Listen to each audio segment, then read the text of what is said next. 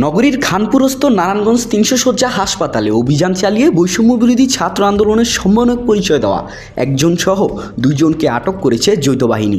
এ সময় তাদের কাছ থেকে ৪ পিস ইয়াবা উদ্ধার করা হয়েছে। রোববার ৯ মার্চ দুপুরে এ অভিযান হয়। আটককৃতরা হলো বৈষম্যবিরোধী ছাত্র আন্দোলন নারায়ণগঞ্জ জেলা কমিটির সংগঠক জিদান হোসেন ও ইকবাল হোসেন। হাসপাতালের নাম প্রকাশে অনিচ্ছুক একাধিক স্টাফ জানান, মোহাম্মদ জিদান হোসেন সমন্বয়ক পরিচয় দিয়ে নারায়ণগঞ্জ ৩০০ শয্যা হাসপাতালের স্টাফদের হুমকিদামকি দিয়ে অনৈতিক সুবিধা গ্রহণ করে আসছিল। পাশাপাশি সে হাসপাতালের ভেতর ইয়াবা সেবন ও বিক্রি করে আসছিল। সেনাবাহিনীর কাছে ভুক্তভোগীরা অভিযোগ জানালে গোয়েন্দা তথ্যর ভিত্তিতে সেনাবাহিনী ও পুলিশের যৌথ অভিযানে হাসপাতালের ভেতর থেকে সমন্বয়ক জিদান হোসেন ও ইকবাল হোসেনকে আটক করা হয়। এ সময় তাদের কাছ থেকে ৪ পিস ইয়াবা উদ্ধার করা হয়।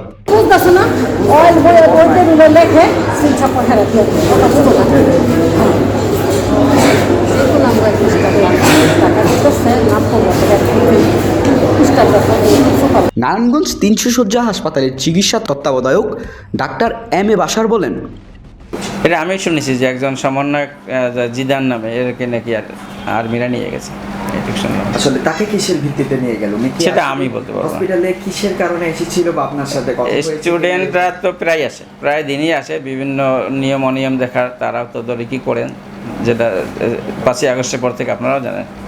সেই হিসেবে হয়তো আসছে কিনা বা তার কোনো রুগী আসছে কিনা সেটা আমি জানি না। বৈষম্যবিরোধী ছাত্র আন্দোলনের জেলা কমিটিতে এই বিষয়ে একটি বিবৃতি দিয়েছে। বৈষম্যবিরোধী ছাত্র আন্দোলনের জেলা কমিটির আহ্বায়ক নীরব রায়হান ও সদস্য সচিব জাবেদ আলম স্বাক্ষরিত এই বিবৃতিতে বলা হয়, বৈষম্যবিরোধী ছাত্র আন্দোলনের নীতি আদর্শ ও শৃঙ্খলা পরিপন্থী কার্যকলাপে জড়িত থাকায় মোহাম্মদ জিদানকে বৈষম্যবিরোধী ছাত্র আন্দোলন নারায়ণগঞ্জ জেলা থেকে স্থায়ীভাবে বহিষ্কার করা হলো। বহিষ্কৃত ব্যক্তির কোনো অপকর্মের দায় বৈষম্যবিরোধী ছাত্র আন্দোলন নারায়ণগঞ্জ জেলা নিবে না। মনোবলটা আমরা ফিরাইতে চাই, মানে প্রতিদিন এটা নিয়ে কাজ করতেছি যে কিভাবে আইনের যে শৃঙ্খলা বাহিনী হচ্ছে কিভাবে মনোবল ফিরানো যায়।